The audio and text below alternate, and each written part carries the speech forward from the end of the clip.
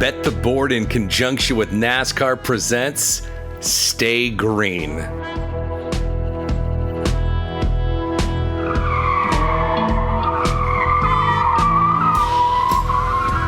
Stay Green is your first stop for all the metrics, matchups, and money-making opportunities at the track each race week.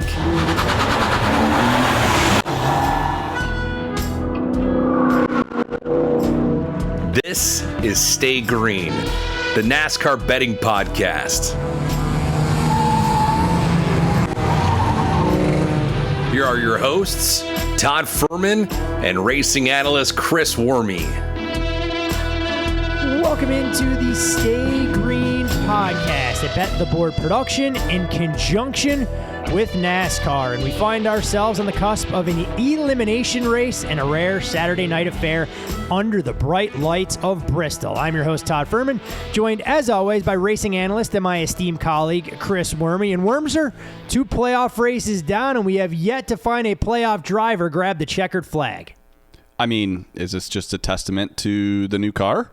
I mean, the goal was to try to level the playing field, and it's the first time we've ever seen it happen when it comes to Eric Jones, and then you see it, the following week with Bubba Wallace, where a non-playoff driver wins a race. So definitely difficult to handicap this stuff right now, I think. NASCAR definitely has to be thrilled with the parity that we've seen. Obviously, they'd like to see their playoff drivers going front and center, but alas, the only driver that has his ticket sealed into the round of 12, of course, is Christopher Bell, much to the delight of you, myself, and all our loyal Stay Green listeners out there. And for those folks who may just be tuning into the Stay Green podcast for the first time, we break this up much like a NASCAR race. Stage 1, we recap what we saw at the track last weekend and what we can take from that going forward. Stage 2, it's all about gambling and the mechanics of building a race card, creating that honest assessment of things we did right, things we did wrong. And last but certainly not least, Stage 3, the most pivotal of all, we preview the drivers, track comps, track specs, everything you need to pick a winner this weekend. And note to those new NASCAR fans, this race goes Saturday night, not on Sunday. So if you're tuning in Sunday morning amid your NFL handicapping, we'll either look like geniuses or we'll look like jackasses, something that we've grown accustomed to over the years. But Bubba Wallace, no doubt, gets to the winner's circle at a price tag of around 30-1 on race day. We see him drive the 45, the same 45 that Kurt Busch drove to victory lane at Kansas earlier in the year. Ultimately regained the lead after the final green flag stop and led the final 40-plus laps. And like you mentioned, second non-playoff driver to win a playoff race. When you look at what Bubba is doing, I mean, he has been arguably the most consistent driver. And sometimes, my friend, as much as I lean on you and you've taken me by the hand and taught me all about NASCAR, you came on this very podcast about this time last week and said, I think Toyotas are going to be very good. I'm pretty sure Toyotas finished, 4 out of the top 6 spots for the race in Kansas? Well, they were the fastest cars. Especially long run. I don't know exactly how they finished, but outside of the 48 car in those short run speeds, the Toyotas were the fastest by a mile. Yeah, they definitely look like they put it all together. Denny Hamlin, of course, brought speed. Bubba Wallace wins the race, and you've had a number of other Toyotas perform exceptionally well, with the exception of the 18 car of Kyle Busch, who maybe now with the new race team will be able to get it all under control. But when you look at the playoffs, and obviously we've seen a little bit of chaos, did Bubba's run surprise you when you went through some of the practice numbers and you tried to put together a race card for the weekend? Yeah, there is no doubt that when Bubba looked at the camera and said that'll, shut a lot of people the hell up or something, he was talking to me. He could have just addressed me personally and said, "Hey, Worm, that'll shut you up," because I've been a critic of him, and it's not that I think he's a bad driver. He just hasn't produced the finishes. He was definitely good in Xfinity and trucks, and now he's got a real opportunity in a car that, the Toyotas are fast right now, and that includes 23XI, and just I have to get past my, Bubba can't win, and it's cost me money this year. And listen, outside of Watkins Glen, and his finishes are great. You look at those last 10 races, maybe the only guy better has been Bell. So I mean, it would have been interesting if there was a caution, because I do think that Bowman on the short run had a lot of speed. But you know what? I got to hand it to him. It wasn't just that stop on pit road. I mean, he picked up a second on Bell and Hamlin just on the driver's side of the green flag pit stop. I mean, that's not easy, and that was not an easy pit stop for him. So, hats off to Bubba. And, if I see him have a fast race car and he's around 20-1, that might be an investment for me. Yeah, he's gone out there and earned it, and I think a lot of these drivers, some that we had questions about coming into the season, some are getting much more comfortable with the next-gen cars, and we're seeing the results pay dividends on the track.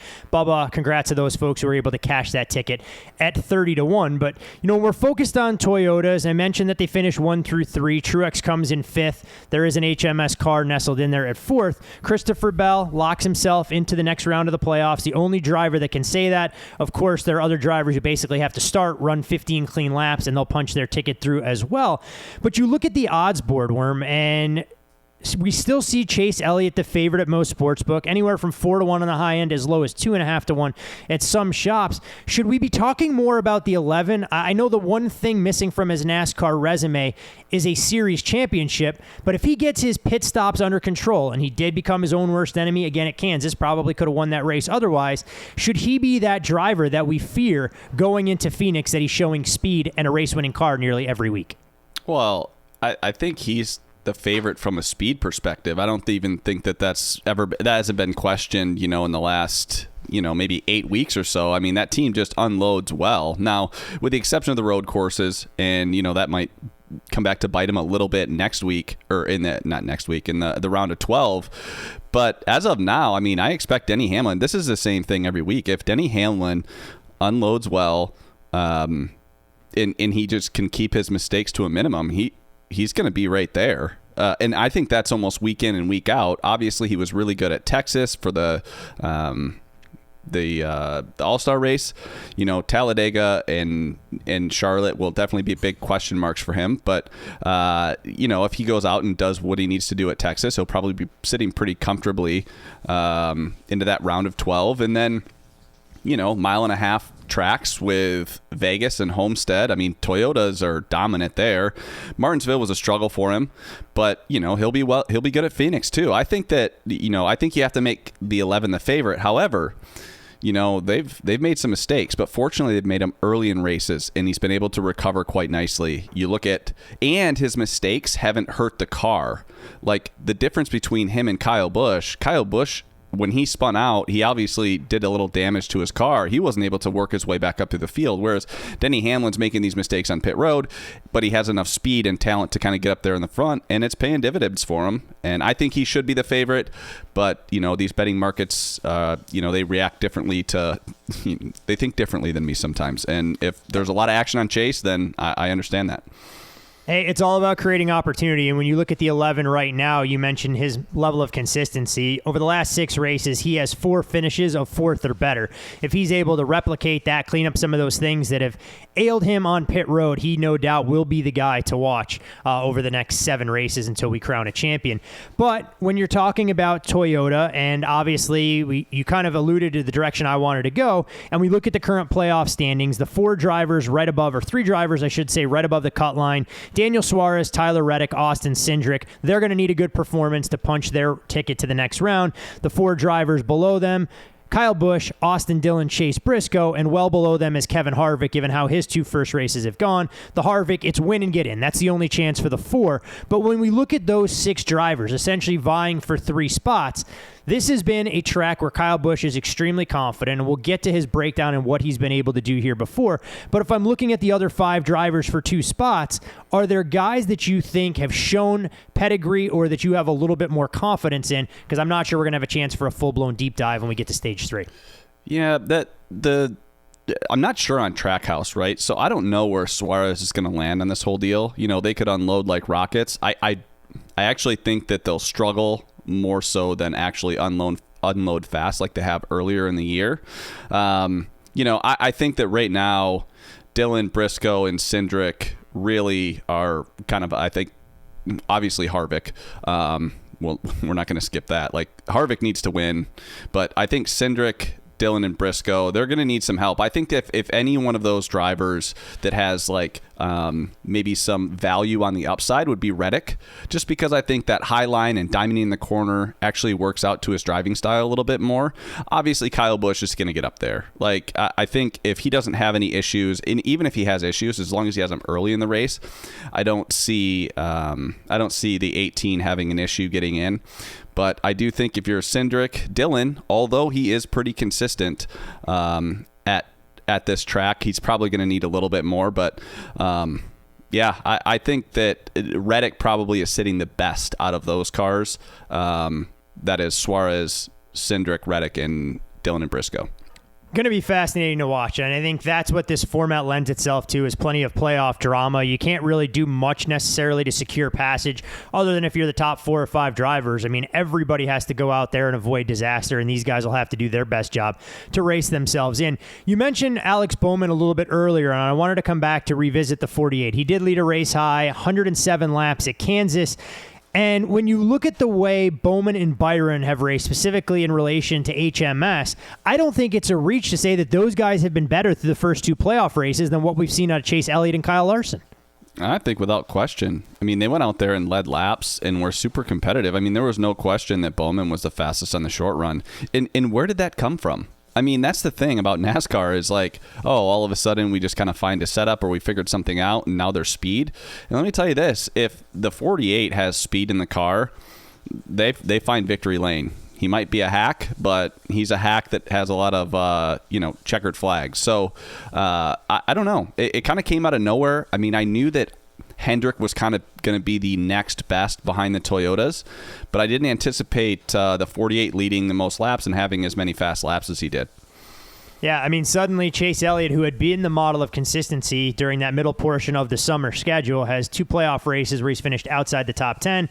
Kyle Larson, 12th at Darlington, 8th at Kansas, never really had what I would call a race-winning car by any stretch of the imagination, where Byron and Bowman, at least if things broke the right way. Those are bad finishes for Kyle Larson, by the way. Oh, there's no doubt. At tracks where he should be doing significantly better. I mean, that's as bad as he can do. I mean, if you're that 5 team and you're looking at just your production so far in the playoffs, you have to be really stunned, because those are 2 tracks that should be really, really good for that team. And man, he was barely a top 5 car at Kansas, and he wasn't a top 8 car at Darlington. So I think that I'm not saying that this is a time for them to press the panic button, because they do have, if they make that round of 8, obviously I think there's a good chance they do. They do have some opportunity there to be productive, and obviously at Phoenix, it could come down to a final pit stop. But I'll tell you what, that 5 team is not anywhere near where they were last year. But they're still kind of priced that way at times for outright. So maybe some value against him. I'm not saying that this week, but potentially throughout the rest of the year.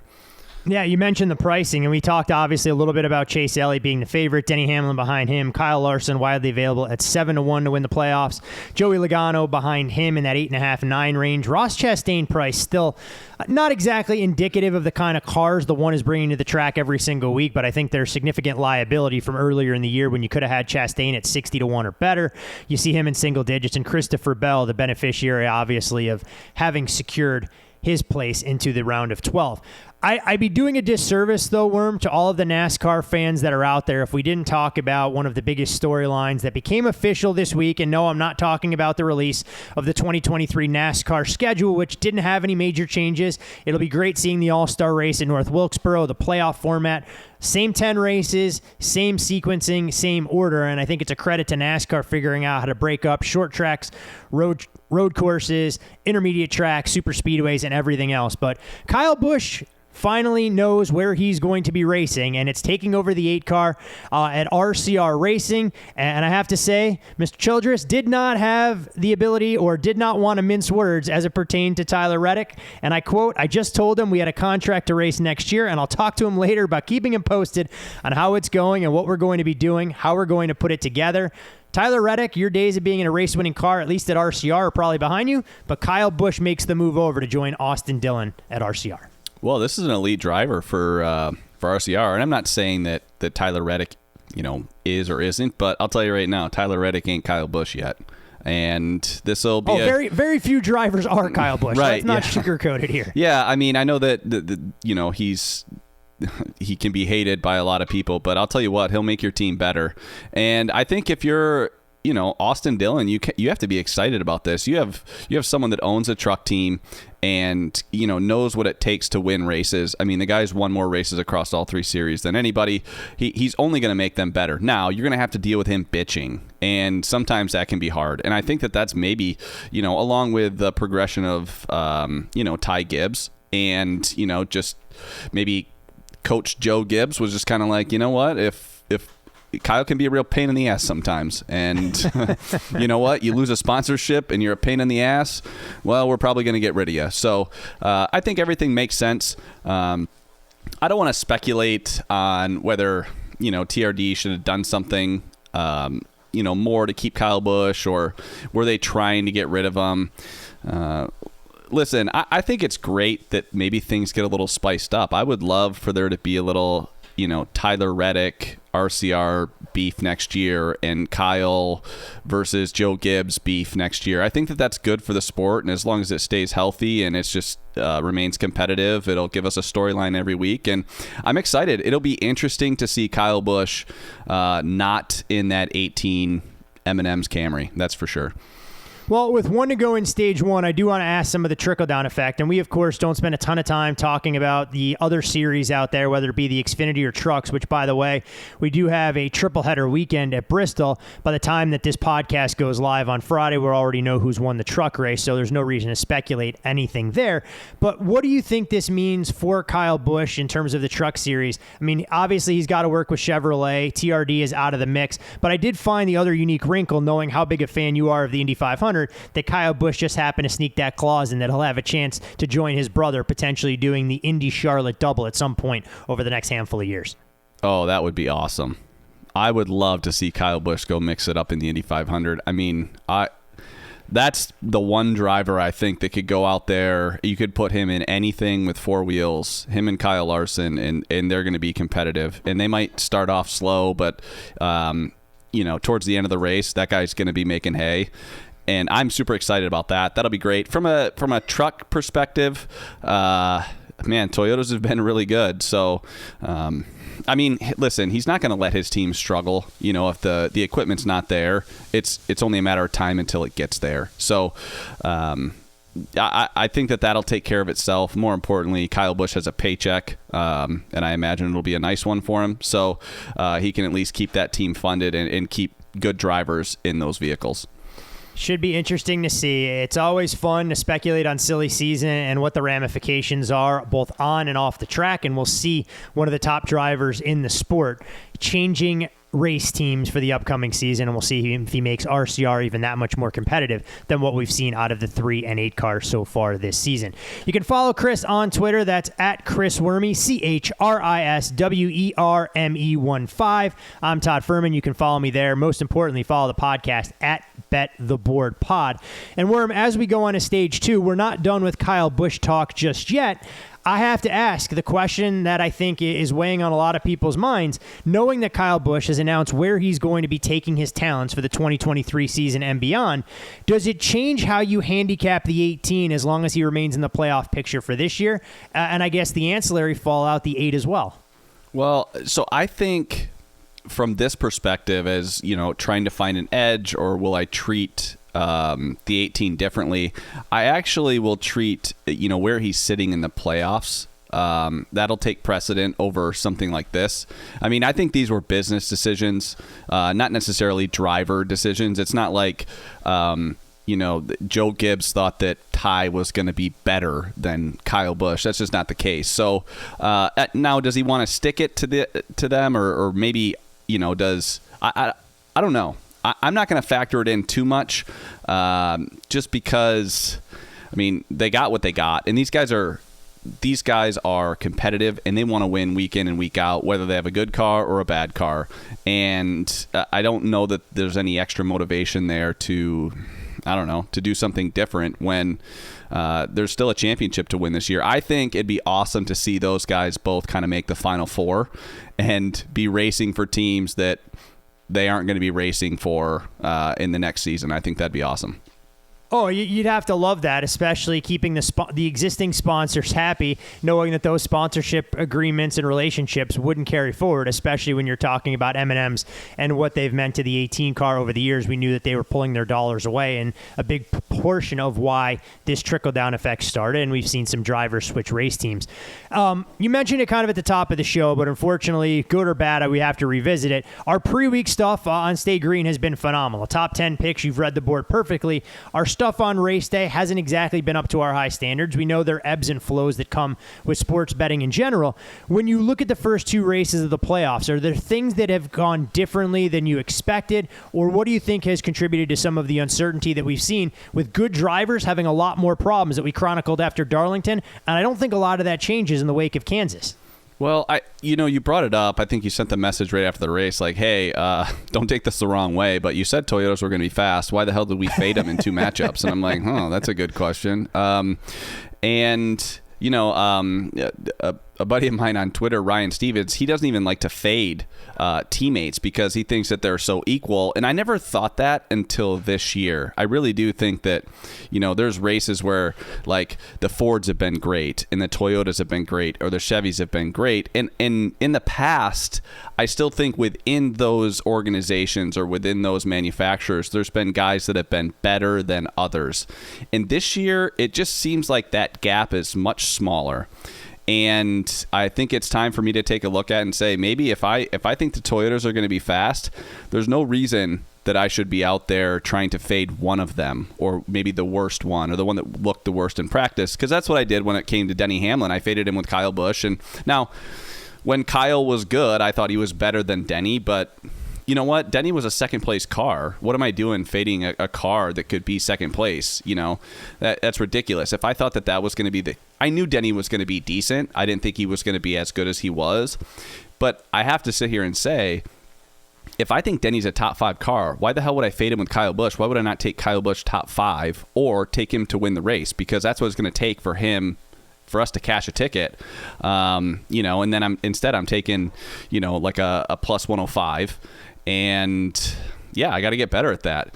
And I'll tell you this, when it comes to the chase, I think these guys are the playoffs. The playoffs. Playoffs. Yes, the playoffs. I think that these teams are pretty happy Bubba Wallace is not in the playoffs, and I cannot believe those words just came out of my mouth. I mean, it's something honest. His current form is better than anybody else, and we're seeing Toyotas bring speed. We've talked about it until we're blue in the face with some of these young drivers, and we know how talented they are, that confidence breeds confidence. And what I mean is you string together a couple good performances, you're unloading with a race-winning car more often than not. You believe you can go out there and rub elbows with the best. I mean, it's like any sport or anything else out there. When the confidence is there, you can accomplish superhuman feats, and Bubba right now is showing some of that promise and that pedigree there that I think when you look at him, the same thing that we said about Martin Truex Jr. coming up 3 points short of getting into the playoffs, that if you were the 16 playoff drivers, you had to be thrilled that the 19 wasn't going to factor into the playoff calculus, and we're seeing that first and foremost. Darlington, of course, he had an engine malfunction, but he had a race-winning car last weekend at Kansas, which I think gives us a logical opportunity. And by the way, I give you a ton of credit because I think, enough bettors don't look themselves in the mirror and admit, hey, look, we made mistakes and we went about our handicapping. You have to go, all right, what did I do right with this process? What did I do wrong? Was it luck? Was it bad handicapping? And I think that's a valuable lesson because you and I have gone back and forth when it comes to betting head-to-head matchups, and there's no perfect formula for it.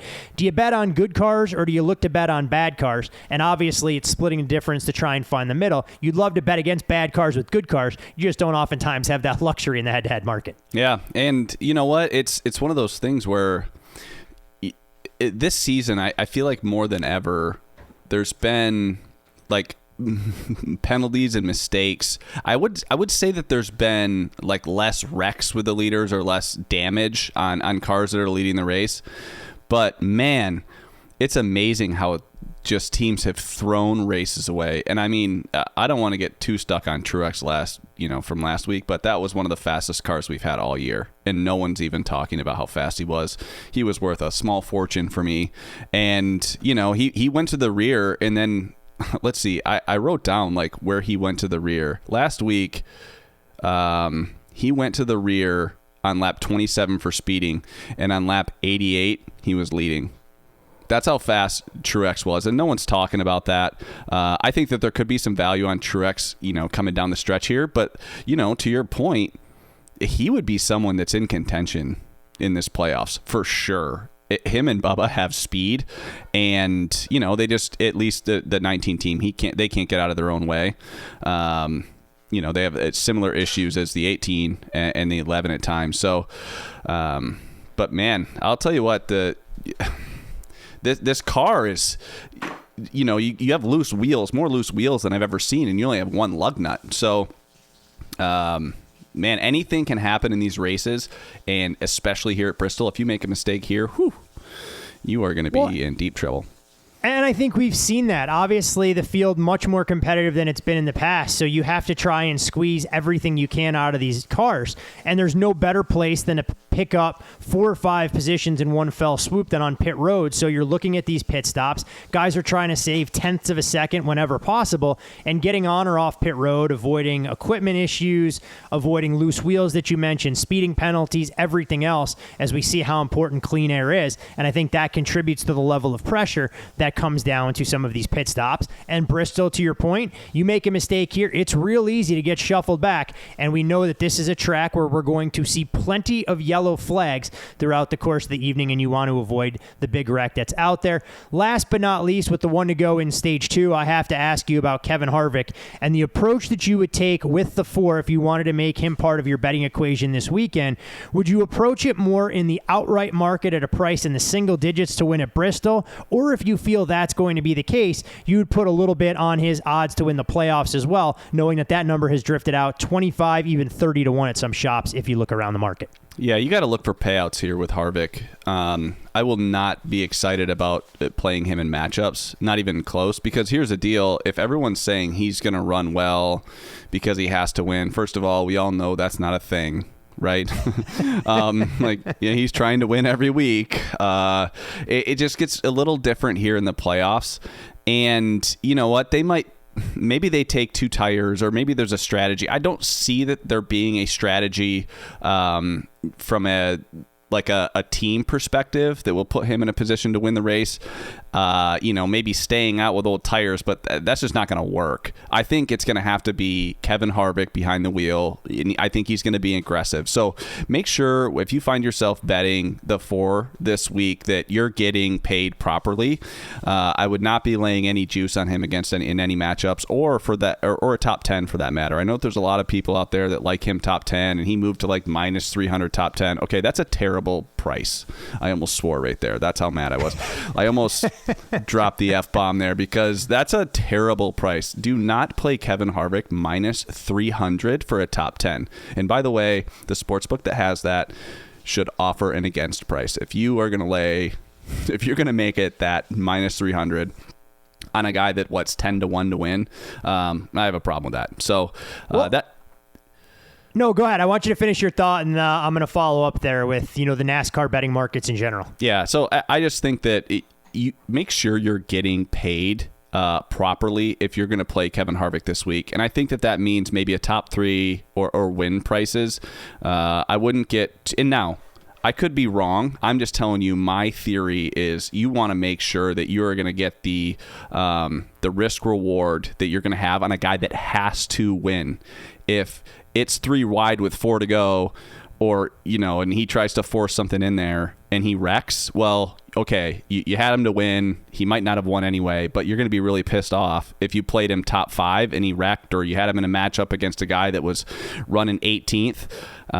You're just not going to get paid properly on those. So make sure you pay attention to that when a guy's in a must-win scenario. It is the definition of boom or bust when you get into these elimination races, and we'll see it here. We'll see it again in the next phase of the playoffs, and we'll see it in Martinsville before we know the Final Four headed to Phoenix to vie for the championship. And you raise an interesting point. I think as the NASCAR markets continue to evolve, I'd love to see yes-no prices on all of those things for top 10s. If you want to offer something to happen, you should offer an against price.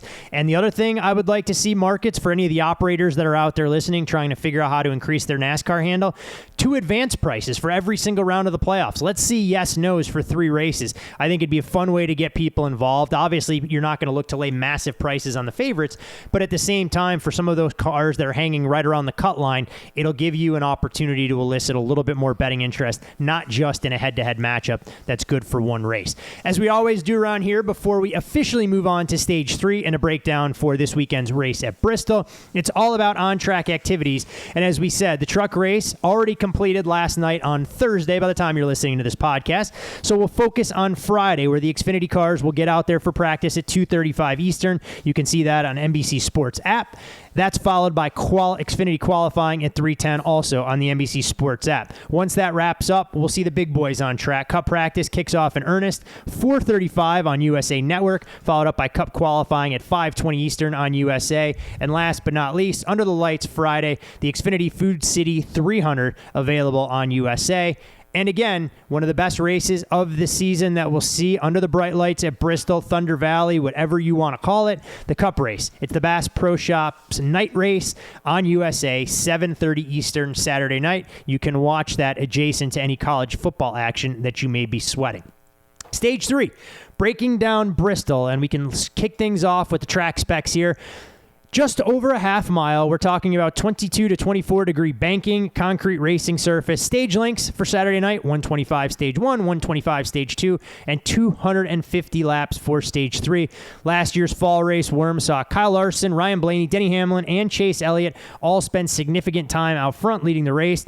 Chevy, just their 3rd win the last 16 races in Bristol when the 5 got to victory lane a season ago. And when you look at the last 4 Bristol concrete winners, well, they've all started in the top 5, 6 of the last 7 inside the top 10. 3 of the last 4 Bristol races have seen a real long green flag stretch to close things out. We'll see if that carries through. And as I always ask before we get into some of the drivers and what to look for, when you're doing your handicapping, which tracks are you factoring into the equation for comps to Bristol? You know, that's great that you sent me over this kind of itinerary of things we'd like to go over, and you left it blank on the track comps. And you know what? So did I. I think that this is one of the very unknowns that we're going to have this season. I mean, this is the first time we're technically seeing, true Bristol. And you can make the comparisons on concrete, but there's just nothing like Bristol, baby. I mean, there just isn't. So, try to take everything with a little bit of a grain of salt. I think it's really important that you understand the track history, just guys that get around there well. And I don't care what car it is. It could be the car tomorrow when Kyle Busch was dominant, or it could be anything. I don't care what car it is. Kyle Busch is going to be good. He just knows how to get around that track. So for me, when I'm looking at, comparable tracks, you could maybe look at Dover, because I do think that diamond line is kind of the fastest. If you look at that, I think Larson's probably the best at that. But, I would not take much from Nashville.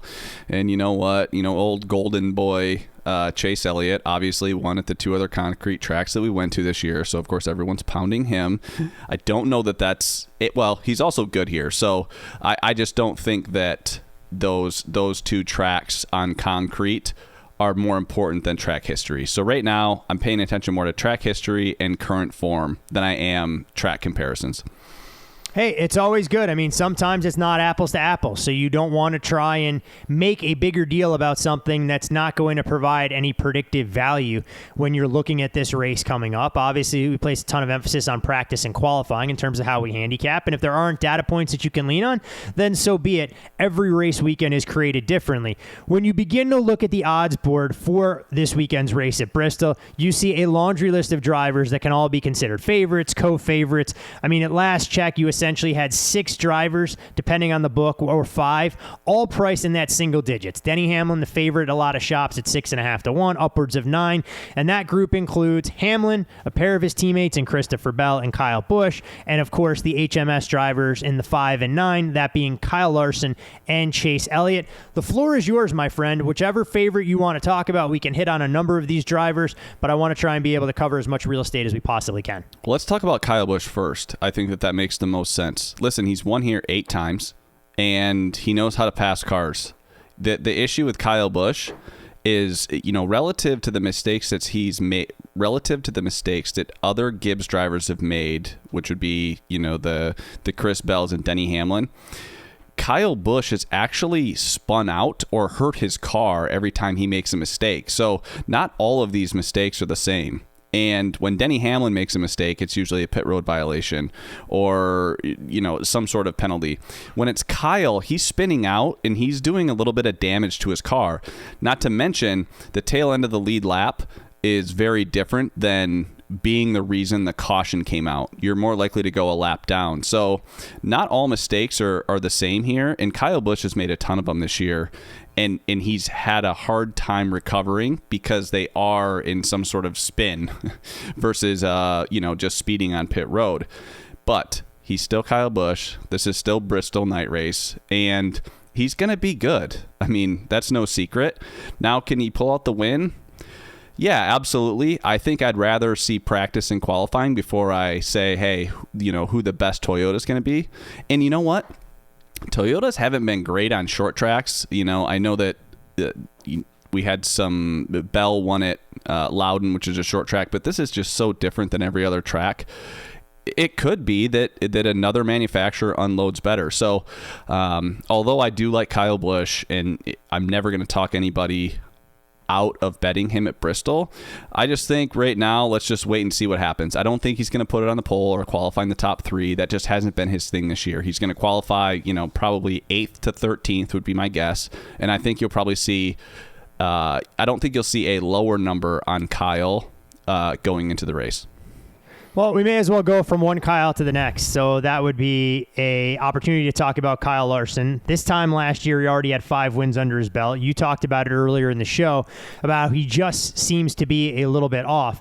He, of course, won this race a season ago for the first time in his career, led 175 laps, 35% of the race, and was able to generate a driver rating of 142. The problem for the 5, much like some of the Toyotas, the best short track finish this season for him has been 5th, but he's being priced as an elite driver. Is there an opportunity to fade the 5 going in on pre-week stuff, or is he one, much like Kyle Busch, it's the wait-and-see approach? I ain't fading the 5. Listen, this is a track where, certain drivers just know how to get around. And I think that's why we're talking about Kyle Busch, Kyle Larson, Denny Hamlin, Chase Elliott. Those guys are consistently successful at this track. And there's something about the line that Kyle Larson runs that's just different than everyone else. And I don't know if it's just dirt trackers in general or if this is specific to Larson, but he makes his way through traffic better than anyone else. He is not afraid to paint that white line. Well, I guess there's not a white line here at Bristol, or he's not afraid to run the top. He'll go wherever he has to go to make passes. And, if you watch Kansas last week, you had to be good on both the bottom and the top. And I think that that's kind of been the story for the season. So I do think that Kyle Larson will be good. He hasn't had kind of that race-winning speed, or he hasn't dominated like he has in the past. So I don't know that 7-1 win price, I'm going to wait on that a little bit. I'd rather see practice and qualifying, but he's certainly going to be there. He's going to hang around the top 5 all day. And if they can, adjust on this car properly and make some good changes, he could easily win this race. Chase Elliott came into the postseason with the number 1 overall seed. He had built himself quite a margin for error. He now sits at 7th in the playoff grid. 4 wins this year, but current form, as we mentioned earlier, isn't great. 3 straight finishes outside the top 11. He is winless at Bristol during his career, finished 25th in this very race a season ago. All that being said, he still owns 3 top 5s in his last 4 short track races on the season. And I feel for a driver as talented as the 9, it is just a matter of time before he's able to grab that life-size sword that he can add to the trophy case. Elliott, this is a perfect racetrack for him. He has a good history here. He easily could have won the race last year. Instead, he helped his teammate win it by blocking Harvick a little bit. Listen, you can't make mistakes at this track. If you go to the rear, it is really hard. That's why you saw those stats that you talked about early on in this stage had everything to do with, where people start. That's because there's so much trouble you can find at this track. So if you don't make mistakes, you have a really good chance at winning this race if you have speed in your race car. Well, surprise, Hendrick Motorsports has speed in the race car, and Elliott has made the least amount of mistakes of anybody all year. So, not to mention, if I'm not saying that because he won at 2 other concrete tracks that's a reason to bet him. I feel like that's just a justification for a lot of people betting him. However, it doesn't hurt. It doesn't hurt. So, again, I don't know out of these group of drivers that are right around that 7-1 area. I guess we can throw Chris Bell in there. Like, who's going to be the best? I think that Chris Bell will be the most consistent, and I could see Kyle Busch leading a lot of laps, Kyle Larson leading a lot of laps. Denny Hamlin could lead a lot of laps. It's going to be something where a couple of these guys are going to look better or have an adjustable car that can find victory lane, and the other ones are going to be, maybe a step or two behind. I don't know who that is quite yet.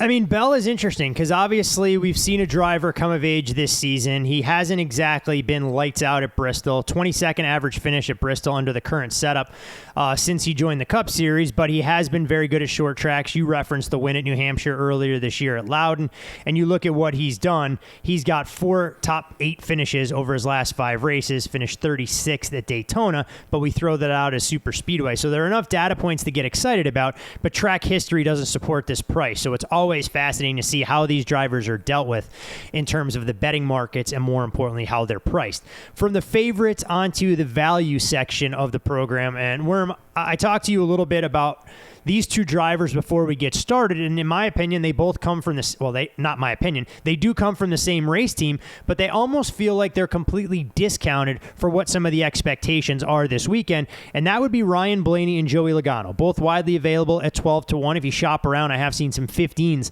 on Joey instead. And Ryan Blaney, second career top 5 here last fall. He's had pretty good short track performance this season, has led at least 47 laps in 5 of his previous 7 Bristol starts, including 3 of which being over 100 laps led at that. Meanwhile, Joey Logano, 7 top 10s in his last 12 starts here, 4 top 8s on short tracks this season, and he has been the model of consistency as I check my numbers here to make sure I'm looking at the right car, something that you couldn't do last week. And yep, the 22 has been very good wherever we've gone. How do you assess Team Penske, those 2 drivers specifically? I'm not discussing Austin Cindric in the same bucket. Yeah, no need to discuss Cindric. Well, I think you kind of hit the nail on the head. I think that this is a track you feel like would fit Ryan Blaney. A momentum track where you can kind of get in a rhythm, and it's a fast track. I know it's considered a short track, but it's a fast one. And I think that Blaney, where he will struggle is we've always seen him struggle, at least this year, passing cars. And remember, you're going to be in lap traffic really quickly here if you're the leader. So you better search for multiple lines. And I don't think that really sets up for Ryan Blaney, but I do think we did see some speed from him last week. At times he was, the fastest car at Kansas. It's been a while since we've said that about the 12 car. So I think that there is a little bit of value on him in that 12 to 15-1 range. I actually, I just made some notes that he might be a nice matchup guy, where he knows that this might not be his bread and butter track, but if he can get a good finish here, it could really set him up for, a solid start to the round of 12. Joey Logano, on the other hand, my notes say, well, he's just doing Joey Logano things, just taking cars that maybe don't have the speed that some of the other cars around him have, that he qualifies. Obviously, he's qualified great these last couple of weeks, but man, he's really good at kind of hanging around. And I kind of expect him to do the same thing. I think if you're looking from an outright perspective, I do think that Logano, he has won here before and he's led a lot of laps here. I do think that this is probably the best outright price available. If I had to pick, just a little bit of value on him. He could win, and he's anywhere from 12 to 15-1 some places, and I fully expect him to race better or finish better than the car that he has, if that makes sense. No, it makes a ton of sense. I mean, here, to your point, I mean, a couple of things at Bristol for folks that have never watched at this track before. You have to be able to keep track position. You have to be able to pass. You have to be able to block, because lap traffic plays a massive role in everything that goes on. And the first time I watched at Bristol, I don't know if it was you or somebody else that best described watching racing here as basically NASCAR in a blender, is how fast these guys get spun around and how quickly things can go from being in a very good spot to things being a lot more treacherous if you get stuck behind a slow car and you're not able to identify your line. One other value driver I want to bring up, only because he's starting to regain some of his form that we saw early in the year. He had gone 10 straight races without a top 10 finish, but now he's put together back-to-back top 10s.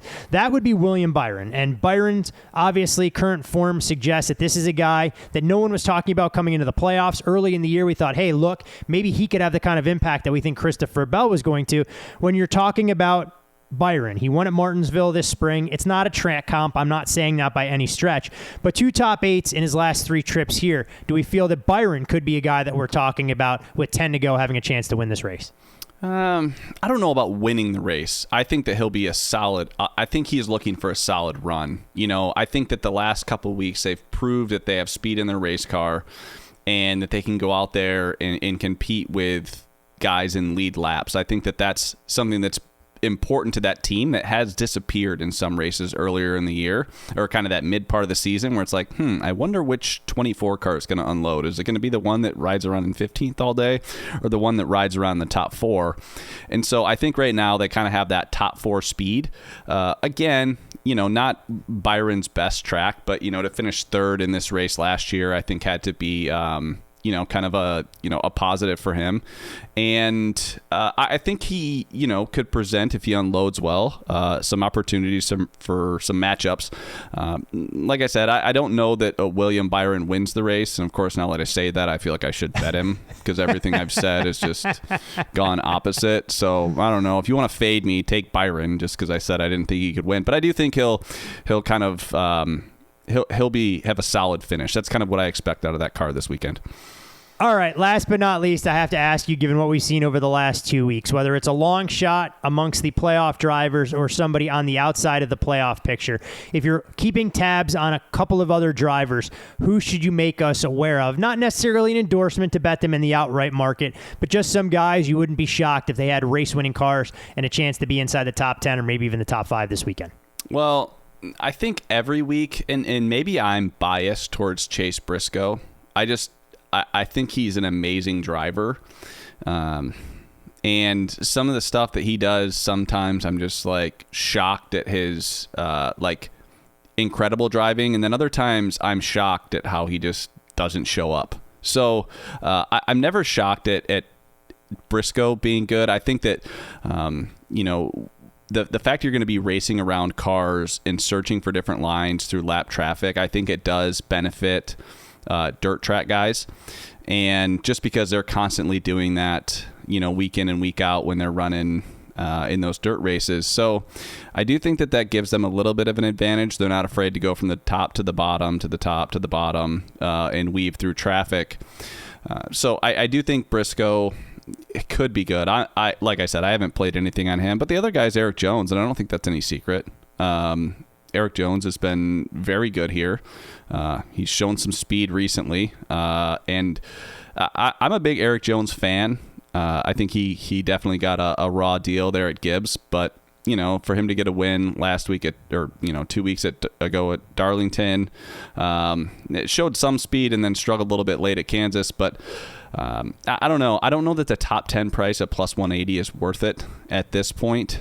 But yeah, who knows? I mean, I also didn't think that he had a chance at winning at Darlington, and then, you know, 5 or 6, you know, mistakes later, he's leading the race, and it's like, wow, he's going to win this thing. So those would be the two guys from a long shot perspective that I think actually could go up there and compete for the win. You know, you could look at other guys like an Austin Dillon, who seems to be kind of consistently between 10th and 15th at this track, or 11th to 15th here. That's more consistent. I don't know that that's necessarily race winning, where I do think that if you get the 14 in the right circumstance, or Eric Jones in the right circumstance, they could win the race. I feel like the driver I've bet here probably more often than I should be willing to admit on this particular podcast would be Ricky Stenhouse at astronomical prices, looking for the 47 to be competitive. And obviously he's been anything but over the last 15 or 20 races. He did have a stretch earlier this year where he put together 4 top 10s. Again, not endorsing 100-1. I don't think he's shown the ability to get that car where it needs to go, but that's probably the driver I've thrown away more crumbs on at this track than anybody else. So I'm curious to see how. But hey, dude, he was great last week. Until he had issues, I mean, he was really good. So, he drove up to the field with Truex, and he was fast last week. I mean, if there's a guy, I think that's a great point, Todd. I really do. Stenhouse, you look at his finishes, though. Ooh, man. No, I'm looking at him. I'm looking at him right now. If I pull up my good old NASCAR heat map here, over the last 14 races, his average finish is outside the top 23. You have to go all the way back to a 4-race stretch of Dover, Darlington, Kansas, and Charlotte, where he went 2nd, 8th, and 7th. And since then, there have been more finishes outside the top 30 than there have been inside the top 15. Yeah, he's been brutal, but he can get it done here. It's all about how he unloads. If he unloads and the track conditions are right, I don't remember him being great in the night race, and this is very unprepared. I know that he's been good in the day races here because usually those slicker tracks, you have a little bit more sunlight on the track, and whenever things get slimy, the dirt trackers like Stenhouse tend to run a little bit better. I don't know that I've seen him be super competitive, and like I said, I don't have this prepared, in the night race when things are a little bit tighter and a little bit faster. I haven't quite seen that out of him. So no, but still 100-1 is still not bad. Yeah, and again, not a driver that I'm telling people to run and bet, just one that I'm always interested to see, knowing he has had some level of success here in the past, and 100-1 suggests that he's got a 1% chance to win the race. I'm not sure it's significantly better than that, but I have to imagine if he shows a little bit in qualifying, he could be very popular for a lot of folks in DFS. We're going to wave the checkered flag as we put a bow on stage 3. Want to remind all of you, our loyal Stay Green listeners, to follow Chris on Twitter. That's at ChrisWormy15. I'm Todd Furman. You can follow me there, and more importantly, follow the podcast at Bet the Board Pod. And as always, a reminder, we do post some Sunday head-to-head matchups. This week it will be on Saturday. I can't promise you what time that Worm and I will arrive at a best bet on race day, but that's why we tweet it out. So if you're following us, we share our audio clip. Want to remind you to go there, get the best of the number. Those things have moved fast, even in the case of last week's race where the number moved 60 cents and we didn't have a chance to get you to the window. But Worm, the silver lining, you gave out William Byron top 10. That was as easy as pie last weekend on this very podcast. So as far as a pre-week best bet opportunity, where are you steering our listeners now? Well, this one I'm going to go with a top 5, and that means that I'm probably going with a favorite. My best bet of the week is Kyle Larson top 5 at -110. I think that this is one of arguably Kyle Larson's best tracks. He was great here last year, and I think he's going to be really good. And if you want to nibble that win price, I think that he's going to be good all week. He's going to look great in practice, I promise you. He's going to look great in qualifying, I promise you. And whether or not he races well, that's been more the issue. But I certainly think a top 5 guy. I can't see 5 guys finishing ahead of him this week. So that's it. Kyle Larson top 5 -110. Look at that, a little HMS love. Let's hope Kyle Larson is able to put his 5 car right there in the thick of things and have a chance to win the race Saturday night as we get into the twilight hours. As always, want to thank all of you guys for tuning in. 2 playoff races down. The math on that tells me there are 8 to go, and we'll be with you every single step of the way. Worm, any other tidbits, parting shots, things you would like to share with our listeners before we bid them a fond farewell? No, I like the way that this whole thing is setting up for Chris Bell. I still think that I haven't seen anything that's kind of talked me off of Chris Bell for this playoff championship, and it'll be interesting to see how he manages this. Once we get through Bristol, I think that the next 3 races are going to be exciting. So not that Bristol won't be, but he's already through there. It'll be interesting to see what happens in the round of 12. So hopefully my boy Bell, that looks like he's about 8 years old, can bring home a championship for us. Hey, there's no age restrictions on how old you have to be to take home the highest prize in NASCAR. So Christopher Bell obviously is the guy that we brought to the dance, and we're going to continue to be optimistic about his chances to get to Phoenix and let everything sort itself out there. Again, thank all of you guys, our loyal listeners. Enjoy the race festivities this weekend from Thunder Valley. And when it comes Saturday night, the Bristol night race with a Kyle Larson top 5 ticket in hand, we'll see you at the window.